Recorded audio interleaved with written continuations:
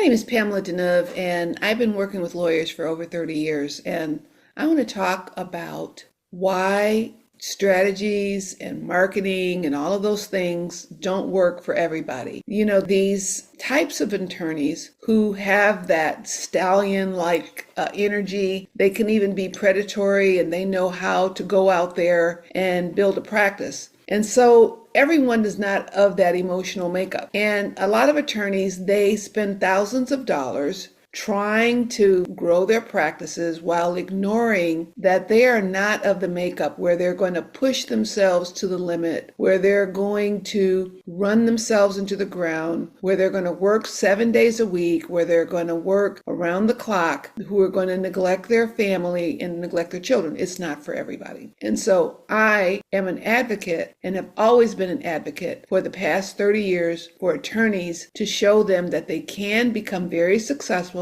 they can make money, and they can have a life. That having a life feeds the ability to make money. For some people, there's a few that they can run themselves into the ground, they can trash through their families, they can trash through life, they can trash their health, and then they make it to the top. And what they have around them is the wreckage, but they have the money. But everybody doesn't want that. Everyone does not want to burn everything to the ground. I remember when I used to be a recruiter in a big city, and there was an attorney, a gentleman that was at the top of his game. He had worked his way to the top of his game. He was very well respected. He had everything going for him, and he worked himself into the ground. I remember I would go visit him at his office, and there were people lined up down the hallway. Every time I came into town to visit him or have a meeting with him, people were lined up down the hallway to see him. They had questions they wanted answered. They wanted all of that. And I remember I would sit there in his office, and it would be like my presence being there would give him a chance to breathe. And he would take a moment and he would breathe. He would take that moment because he needed that moment, because everywhere that he looked, there was pressure and demand and overwhelm. And,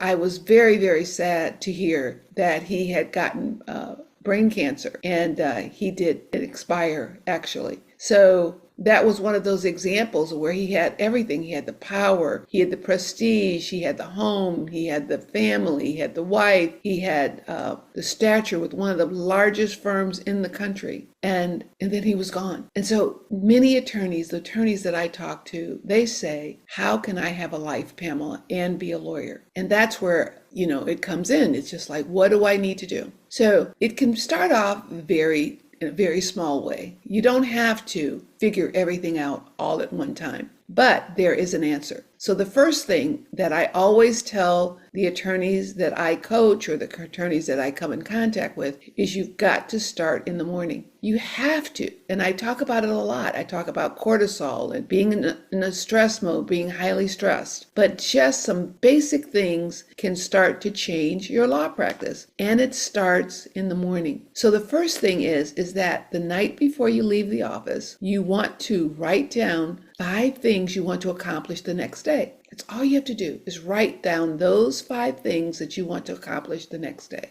and put it in a prominent place, because too many attorneys, they return at night at home, they work until maybe they're exhausted, and then, just kind of, okay, all right, I'm gone, I'll be back tomorrow. And then you get to the office and like, where did I leave off? What was I working on? What's so important? Well, of course, when you get to the office, now the phones are ringing. There's emails, there's demands, there's clients, there's all these things, and you can't even remember where you left off the day before or what's important. And then you're kind of like running from this side to that side based on other people's demands. You are not running your law practice is running you. So a small thing like writing down 5 things you want to do the next day, putting it there on your laptop, on your computer, on your lamp, somewhere, so that when you go in the next day that you know what you're going to do and you're going to be in charge of your day. So now that night, a lot of times because of the stress or whatever, you can have maybe too many drinks to get through and de-stress. And I'm not going to say, don't drink. I'm going to say, don't become a problem drinker. Don't drink so much where you're in oblivion and then you pass out and you have no time with your family, no quality time with your family because you're either drinking or you're looking at your device or you're looking at TV. And these people who count on you to be there for them, be it your wife or your husband or whatever you are, that you are, you have to have that drinks or those drinks in order to de-stress. There's other ways of de-stressing. You could go for a walk. You can listen to music. You could play a game. You could read a book. I mean, there's a lot of things that you could do to relax without drinking so much that it throws you off and you end up waking up the next day with a hangover. The other thing is in your evening, I'm not telling you to be a monk or a nun, but I am telling you to care about your chemistry of your body. Care about your body, care about the level of stress that you're enduring on a day-to-day basis. So it's very, very, very important that you don't run yourself in the ground in the evening, like watching the news or watching violent pictures or having something that has you anxious because you've been anxious all day. Let yourself wind down. Find something like a comedy or a book to read or some music. Find something that helps you de-stress so that you go to bed. And don't have this next to your bed and where you're getting up and down all night checking your email, checking your phone. A lot of families are suffering now because you go into the house and from the father, the mother, the children, there's no relationship because everyone's looking at their device. And you have to have device-free time for you and your family, even if it's 10 minutes. It doesn't take a lot. I was talking to one of my clients the other day, and there was one attorney that he was very busy. He had a very demanding practice. He was working 7 days a week, but he decided that on Saturday morning, one Saturday morning a month or 2 Saturday mornings a month, he was going to make pancakes for the family. And so that was what he did. And it was a special time. And it was a time that he made for his family to sit down and show them that he cared. No devices. He's fixing breakfast. And slowly the family began to harmonize together just from that one act. It doesn't take a lot. It's the quality, not the quantity. But back to the morning. So if you kind of wind down and then you can go to bed and you can be relaxed, then after that, what you can do is when you go to bed, you can sleep. Otherwise, you can have insomnia. If you're highly stressed, you're going to have insomnia when you go to bed. You're going to have bad dreams that are going to have you even be more stressed. And then you might oversleep the next day. You might wake up with a hangover, the alarm, you might hit the snooze alarm.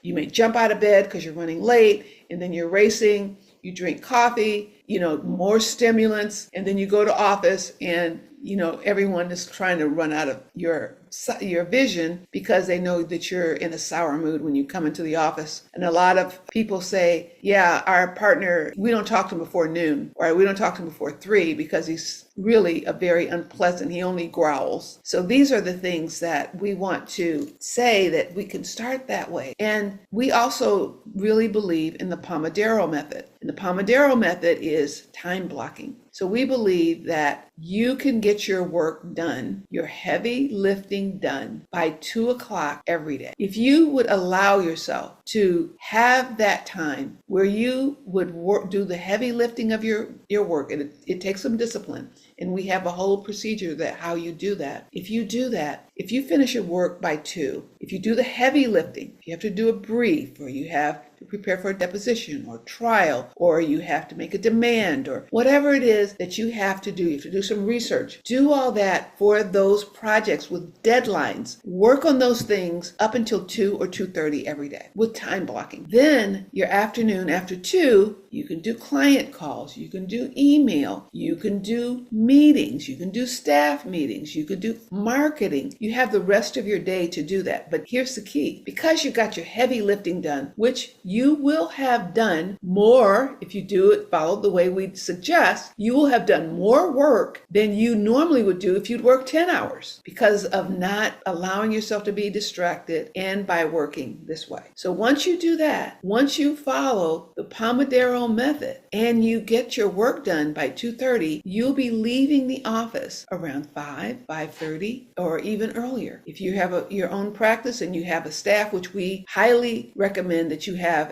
that you're not a worker bee. We really suggest that you are not the worker bee, and that you make more money by not being the worker bee and having people do things for you. So if you do those things, you will have started off your practice and your day in a way that is sustainable. And so this is what we're talking about. We're not talking about working yourself to death so that it's not sustainable. It's not sustainable for your mental health. It's not sustainable for your emotional health. It's not sustainable for your physical health. It's not sustainable for your family and your lifetime of your marriage or your relationships. It's not sustainable as being a parent for your children. We want you to create a very profitable practice in a very sustainable way so that you can have the life you want and enjoy practicing law while making much more profits than if you had done it the traditional way. So this is for you. It's for you if you want to find a sane way to find your love again in the law and how to have a sustainable law practice that's going to work for you in the long term. If you are interested in learning more about the 4-hour workday, if you look in the comments, we have a